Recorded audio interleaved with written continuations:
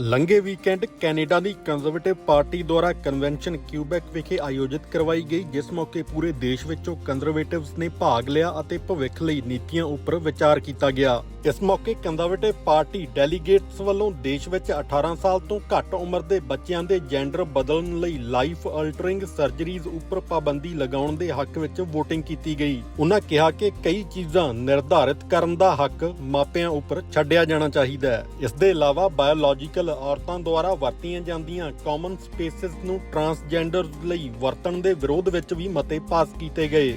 Vaccine ਮੈਂਡੇਟਸ ਉੱਪਰ ਗੱਲ ਕਰਦਿਆਂ ਬੀਤੇ ਸਮੇਂ ਦੌਰਾਨ ਲਾਗੂ ਕੀਤੇ ਗਏ ਵੈਕਸੀਨ ਨਿਯਮਾਂ ਦਾ ਵਿਰੋਧ ਕੀਤਾ ਗਿਆ ਅਤੇ ਆਉਂਦੇ ਸਮੇਂ ਵਿੱਚ ਅਜਿਹੇ ਨਿਯਮ ਨਾ ਲਾਗੂ ਕਰਨ ਉੱਪਰ ਸਹਿਮਤੀ ਜਤਾਈ ਗਈ। ਇਸ ਦੇ ਇਲਾਵਾ ਪਾਸਪੋਰਟ ਰੀਡਿਜ਼ਾਈਨਿੰਗ ਅਤੇ ਆਇਲ ਅਤੇ ਗੈਸ ਵਰਗੇ ਮੁੱਦਿਆਂ ਉੱਪਰ ਵੀ ਟਰੂਡੋ ਸਰਕਾਰ ਦੀ ਆਲੋਚਨਾ ਕੀਤੀ ਗਈ ਅਤੇ ਪਬਲਿਕ ਫੰਡਡ ਨੌਕਰੀਆਂ ਵਿੱਚ ਨਸਲ ਭੇਦਭਾਵ ਨੂੰ ਖਤਮ ਕਰਨ ਦਾ ਸਮਰਥਨ ਕੀਤਾ ਗਿਆ।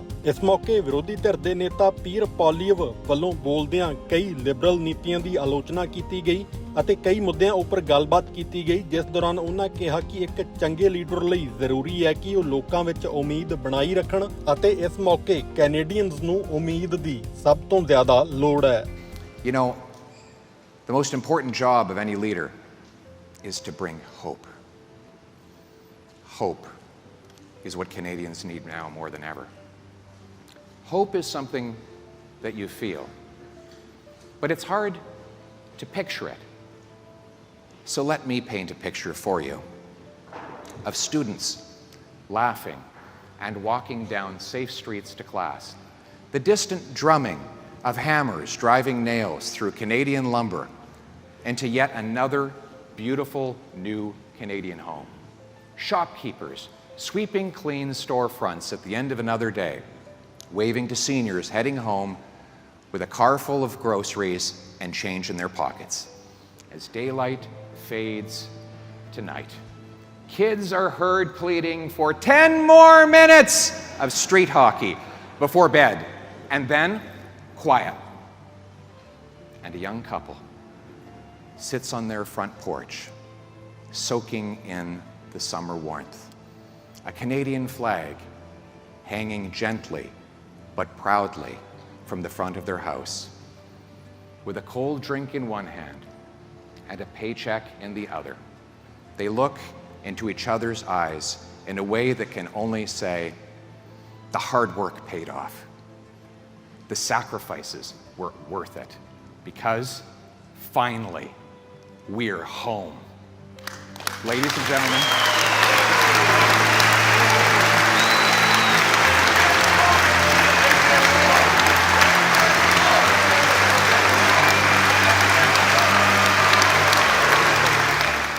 the promise of Canada was that a kid could start anywhere and get anywhere.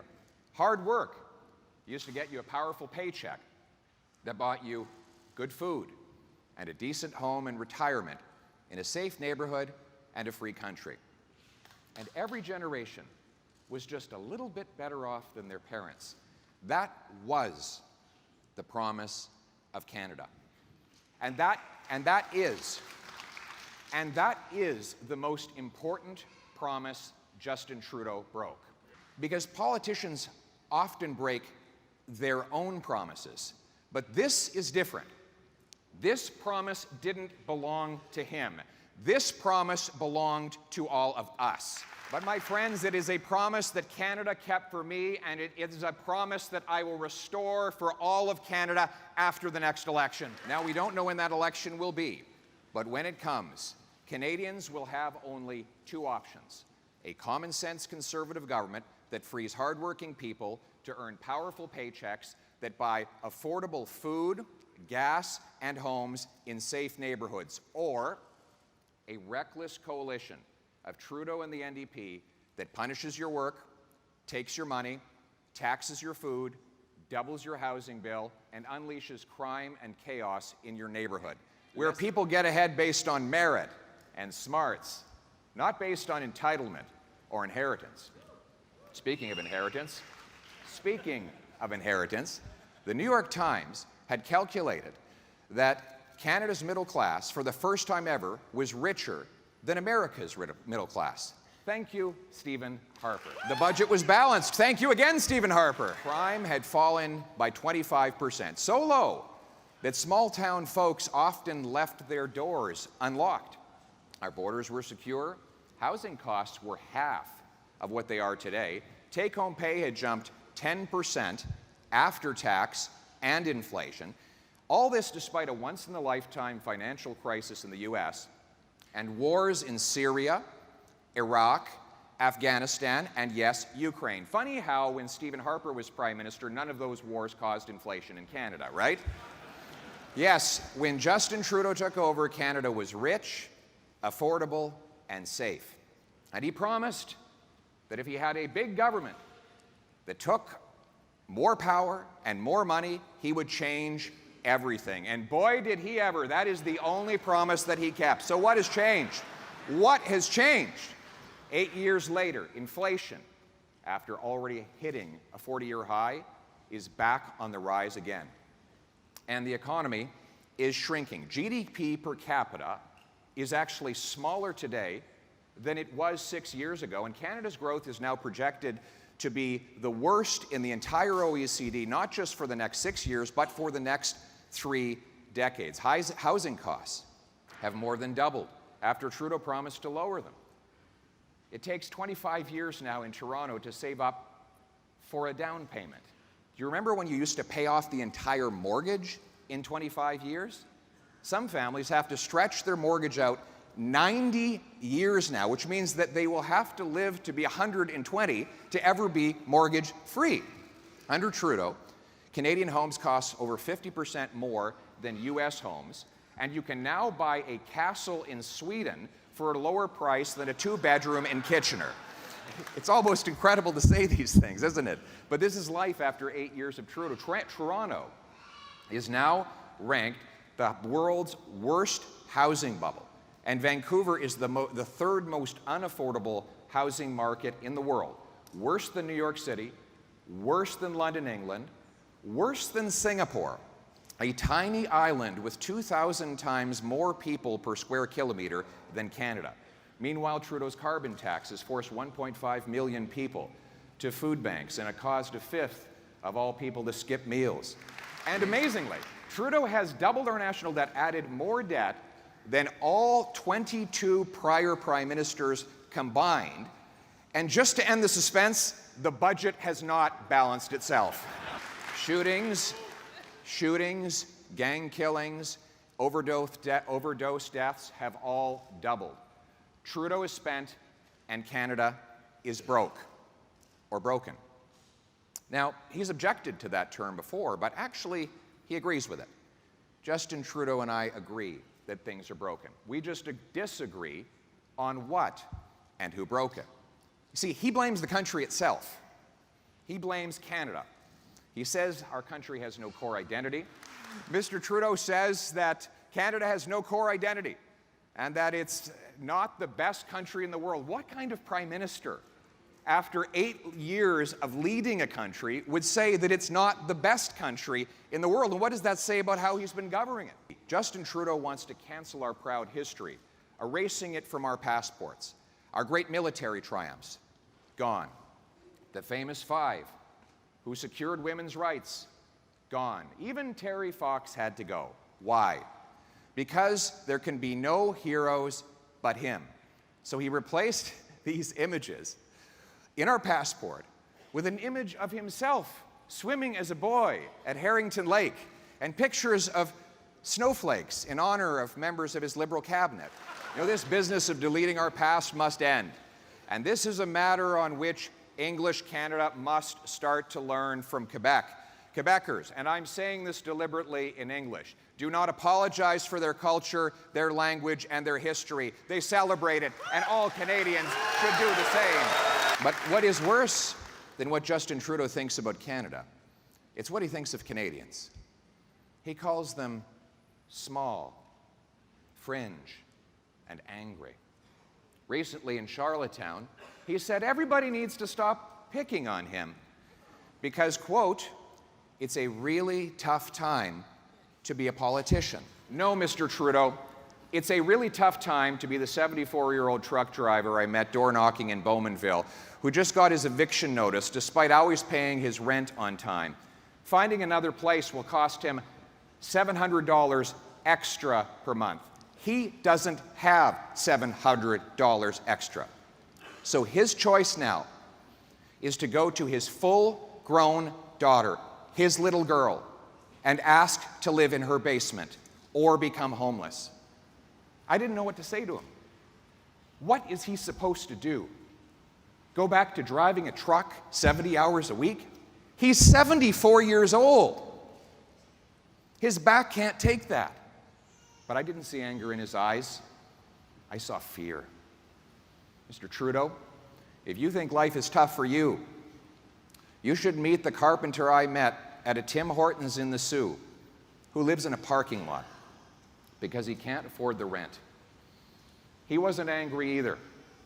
But I was angry for him because an economy where the people who build our homes cannot afford to live in them is fundamentally unjust and wrong. If the Prime Minister thinks he has it tough, he should talk to our youth. Almost all of them. We have youth here today, right? Yes, we do. Almost all the young people I meet these days, they have 2 jobs, sometimes 3. Not to save up for a home, they've long ago given up on that goal, but just to avoid getting evicted. They'd love to have kids, but they're running out of time and there's nowhere to put them in their $1,500 a month studio apartment. 8 years ago, their eyes beamed with possibility. Now they have big black bags under their eyes as they drop off another midnight Uber Eats delivery, their 3rd job. Mr. Prime Minister, our youth are not angry. They're too exhausted to be angry. He should meet the mom who broke down and told the cashier at the grocery store that all that she can afford is the half-price chicken that is past expiry, which gives her family food poisoning. And the cashier said, "I can relate. I live in a tent." That's not anger in their voice, Mr. Prime Minister. It's anxiety. They can't sleep at night because they don't know what they're going to feed their children in the morning. If Mr. Trudeau thinks politicians have it tough, he should meet the veterans that asked his department for help with post-traumatic stress, and they were told to consider instead medical assistance in dying. Remember, this is the Prime Minister who famously told our veterans that they were asking for more than he could give. These soldiers and veterans are not angry either. They are heartbroken that the freedoms they fought for abroad are not respected or repaid here at home. For our veterans, for our veterans, for our veterans. Instead of apologizing to these people for the hell he's put them through, Mr. Trudeau instead calls them names. He wants Canadians to blame each other and not him. He divides divides to distract using race, religion, region, sexuality. He thinks that if you're afraid of your neighbor, you'll forget that you can't afford your groceries. You see, Mr. Trudeau and I agree that things are broken. We just disagree on what's broken and who broke it. He thinks the people are the problem. Canadians know he is the problem.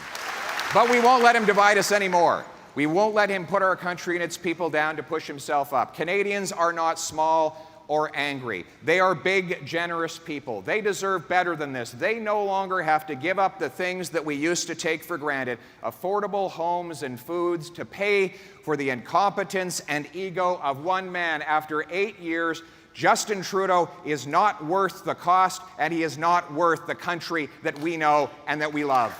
The hopeful thing is we know what the problem is, and we know it can be fixed, because life wasn't like this before Trudeau, and it won't be like this after he's gone, which proves that we can turn the hurt into hope. Ladies and gentlemen, we will do this with a Prime Minister that unites all of our people, that casts aside the things that divide us, and focuses instead on the things that we have in common. A Prime Minister that opens his arms and wraps them around every single Canadian, every region, with every story, because we have one common future that we share together, right? But to get on with the future, you have to have a to-do list. And the first thing on my to-do list is to axe the tax to bring home lower prices.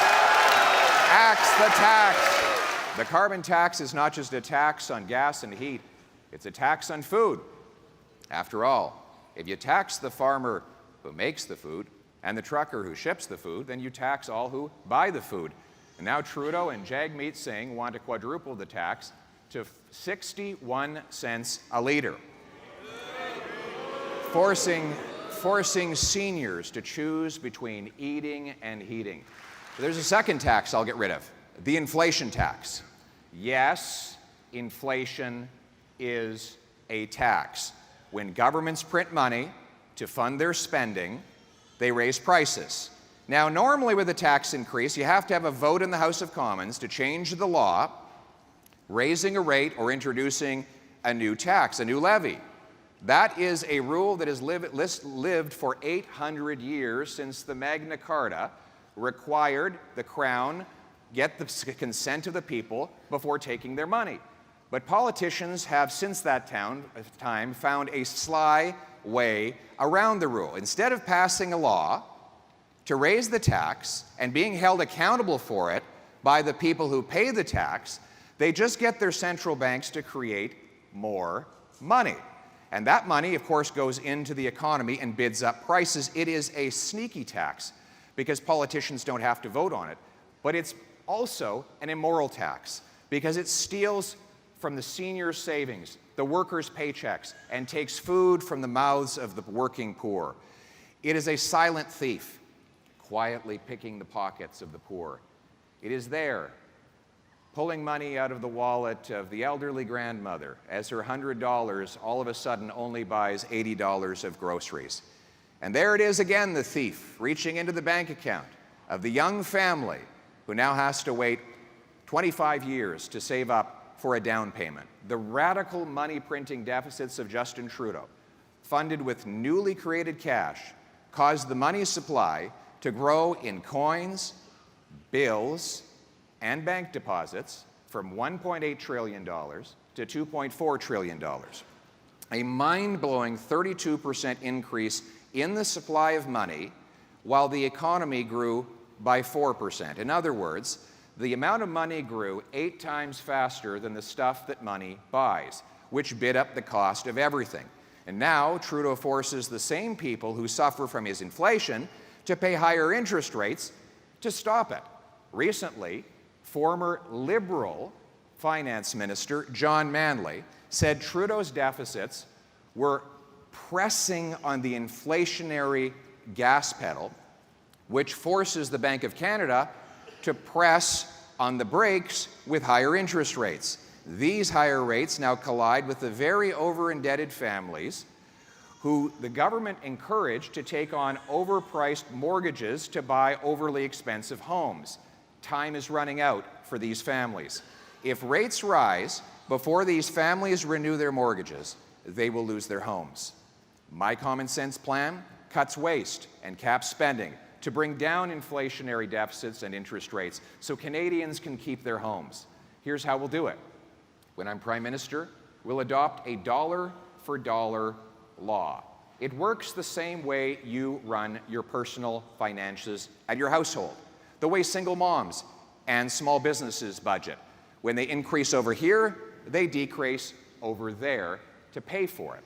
So this is appealing, not just to the common sense of people managing their household budgets, but to the basic reality of economics as described by the great Thomas Sowell, who said the first law of economics is scarcity. People always want more than there is to have. And the first rule of politics is to ignore the first rule of economics. But we're going to bring that rule inside government. Every time a politician has a bright idea to spend money, he will be forced to root out waste in his own department to pay for it, rather than just passing the bill on to you in higher inflation, taxes, or debt. Speaking of waste, we will cut waste. We will get rid of the wasteful and pointless $54 million ArriveCan app. You know, it's funny. It's funny, a couple of IT workers, as a gag, decided to see if they could design the ArriveCan app from scratch. And they managed to do it in a weekend, and it didn't cost $54 million. My suggestion is that they send that app to Trudeau and call it the Resign Can app.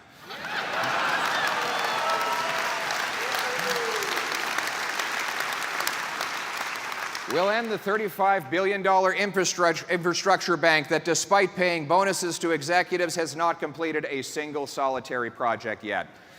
We will stop giving money to foreign dictators and global bureaucracies like the Beijing-controlled Asian Infrastructure Bank. Trudeau gave the Asian Infrastructure Bank $250 million of your tax dollars to build the same pipelines and highways over there that we can't build over here. When I am Prime Minister, there will be no more of our money going out of this country to most multinational bureaucracies that are corrupt or foreign dictators. We will bring home our money for our people in this country. Bring it home. Bring it home. And we will end bonuses for incompetent government executives and central bankers who fail to do their jobs. I will restore. And we're going to restore and enforce the low inflation mandate that Brian Mulroney legislated into place in the early 90s. It will mean the Bank of Canada, once again, will have only one job, and that is to keep inflation low for Canadians. Balancing the budget to keep inflation and interest rates low was the unanimous policy of all the major political parties at all levels of government for 30 years, right up to the radical departure under Mr. Budget's balance themselves. Think about it. Mulroney, in fairness, Chrétien, Martin, Harper, even NDP provincial governments believed that budgets needed to be balanced, not for the accountants, but to protect future funding for our schools, hospitals, and roads. That common sense consensus drove down debt, inflation, unemployment, while growth rocketed up to quarter-century highs. And many common-sense grassroots liberals and New Democrats still believe it today, even if their out-of-touch leaders do not. Instead of creating more cash, we should create more of what cash buys. Grow more food, build more homes, and produce more resources right here in Canada. Bring it home. So let's start with homes. Let's start with homes. Thank you. We've got a very excited group over there. Those are my friends from Brampton up there. Good to see you, Bob and friends. We need homes in Brampton. We need homes everywhere. We need to stop printing money and start building those homes. Given our land mass, this should be the cheapest place in the world to own a home. In fact, there are only 4 countries on planet Earth that have more land per capita than we do. So with all this land, why is it that we have the fewest homes per capita in the G7?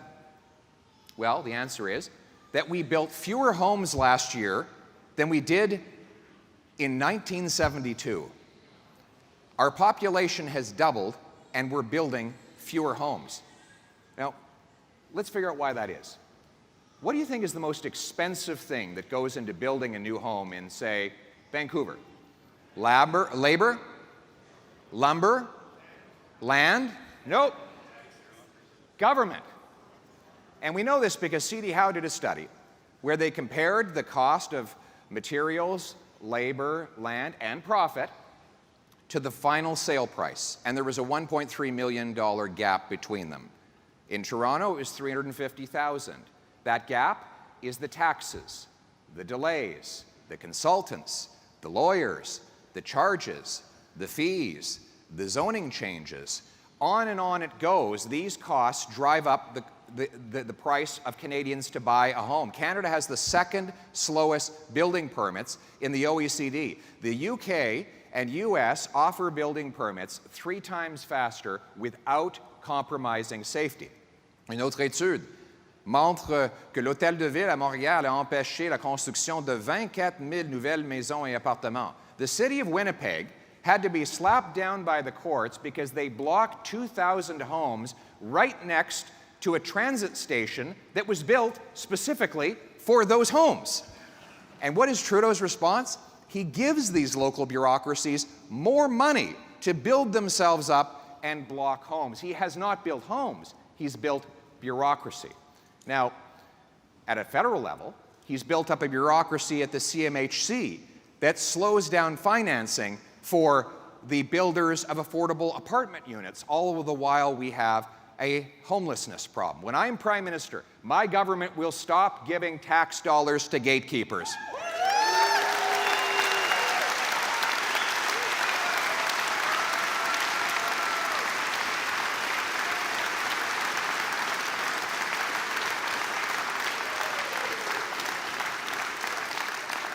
My common sense plan is to have a new funding formula that links the number of federal dollars cities get for infrastructure to the number of houses they allow to be completed.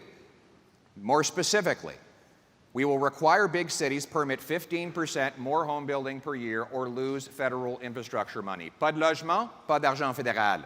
2, those that beat the 15% target will get a building bonus, right? Incentives work, and we will pay for results, for roofs over heads and keys and doors, not for promises. Je vais payer pour les résultats et non pas pour les promesses. To get federal funds for transit stations, cities will be required to permit new high-rise apartments all around future transit stations that are funded by the federal government so that our seniors and our students can live right next to the bus and train. And I will sell off 6,000 federal buildings and thousands of acres of federal land so that we can build. You know, it just warms my heart to think of the beautiful family rolling up in their U-Haul to their wonderful new home in the former headquarters of the CBC. We will make sure that Canadians have powerful paychecks to pay the rent and mortgages. We will liberate the mighty strength and smarts of our workers to make more of what we need. We will honor hard work in this country. And that's about more than money. Work brings dollars and dignity, paychecks and purpose, burdens and blessings, a good living and a good life. But today, there's a war on work, with taxes that punish earners and gatekeepers that block jobs. Every time a worker turns around, he's punished for doing the right thing. You make it, Trudeau takes it. Oh, you want to take an extra shift? They claw back your child benefit. You get a bonus. They bump you into a higher tax bracket and take away your reward. You're on disability. You want to get a job? They take away your medication. You're an immigrant doctor. Forget it. You're stuck on minimum wage with no way to prove your qualifications. A single mother in Ontario earning $50,000 a year who goes out and earns another dollar loses 96 cents to clawbacks from the federal, provincial, and municipal governments. The experts call this the marginal effective tax rate, or meter. You've heard of a parking meter, right? You pay to park. A work meter is when you pay to work, right? No good deed goes unpunished. A tax form is the opposite of your childhood report card. The better you do, the more you get punished, right? But it's not just a matter of money. It's a matter of hope. When people find that no matter how hard they try, they get nowhere, they say, what's the point?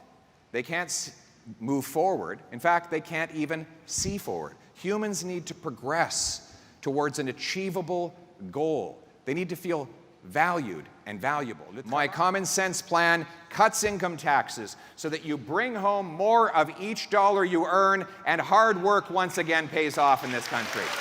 But in order to bring home a paycheck, you first have to have a job. And that's why we will cut taxes and red tape to bring home our businesses, our money, and our jobs to Canada. We will work with the provinces to create a merit-based Blue Seal qualification system so that immigrant professionals, like the 20,000 immigrant doctors and 32,000 immigrant nurses currently banned from working, can take an exam, prove they are qualified, and if they are, get to work earning powerful paychecks, reducing wait times in our hospitals. And without apology, we will bring home our energy and resource jobs to this country. Canada has the know-how to unlock the massive energy in our waters, our rocks, and even our atoms. Yet the Trudeau government has blocked, in different ways, almost every form of energy we have. Yes, we all know that they shamefully killed pipelines in favor of foreign dictator oil, but it's not just oil. When the Germans and the Japanese came knocking, asking for our natural gas so that they could break their dependence on Putin, Trudeau said, "No, go call the Kremlin. There's no business case." Well, apparently nobody told the Americans that there's no business case. They built 6 liquefaction facilities. No one told the Qataris they more than doubled their production. No one told the Germans, who took a natural gas liquefaction facility from concept to completion in 194 days. And yet, Justin Trudeau has blocked the completion of all 18 natural gas liquefaction plants that we had proposed when he took office. And this is crazy. We have 1.3 trillion cubic feet of natural gas, and we can liquefy it with 25% less energy. Why? Because of our cold weather. It makes it cheaper to liquefy gas here than in the United States. It's cold in Canada. It was so cold in Ottawa last winter, Justin Trudeau was seen with his hands in his own pockets. His environment minister has protested against nuclear power, and his fisheries department blocked Nova Scotia from developing zero emissions tidal power from the oceans. And what has all this done for the environment? Nothing. With all these taxes and all these gatekeepers, Canada has missed every single emissions target and now ranks 58th out of 63 in combating the real problem of climate change. The International Energy Agency says the world will be using 50 million barrels of oil every single day for the next 20 years. And that's under the most restrictive scenarios. And Trudeau and the NDP want that oil to come from polluting tyrants like Iran and Venezuela. I believe that the country that invented the Canadarm and insulin can produce these barrels cleaner and greener than any other country on earth. My common sense plan repeals the anti-resource law, Bill C-69, and replaces it with a law that will protect our environment, consult First Nations, but get projects approved in 12 months, not 12 years. We will support Newfoundland's plan to double its energy production, ending the need for overseas dictator oil being imported to our country altogether.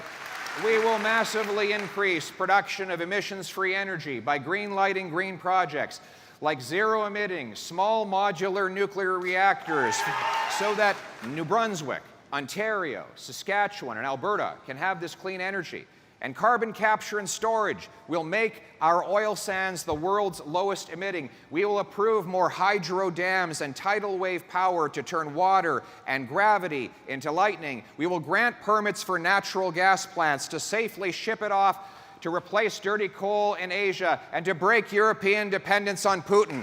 And we will harvest the minerals of electrification from our mines using our workers rather than importing them from Justin Trudeau's favorite coal-burning dictatorship. So here's the choice between the costly coalition and my common sense plan.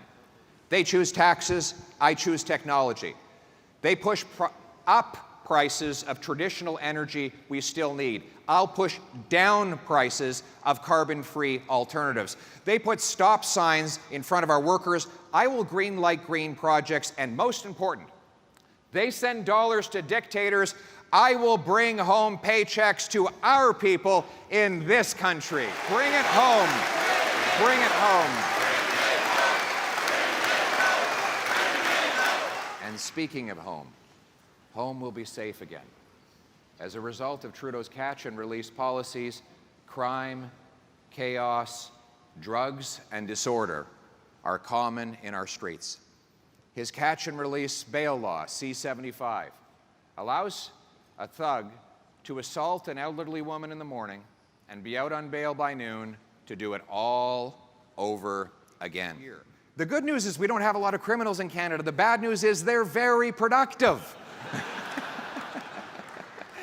So if you put those highly prolific criminals in jail, you'll have less crime. Now, Liberals and New Democrats say this is so simplistic and you'll have to build all these jails. Funny thing is, when we did it under the previous Conservative government, not only did we bring crime down by 25%, incarceration rates actually fell. Why? Because we targeted the worst offenders and we scared all the other potential offenders away. So we had so much less crime, we actually needed less prison space. It's common sense, my friends. I have a message for Justin Trudeau. It's not the hunter in Labrador that's shooting up downtown Toronto. It's the criminals you keep releasing. Let's leave our hunters alone and respect our lawful and law-abiding firearms owners.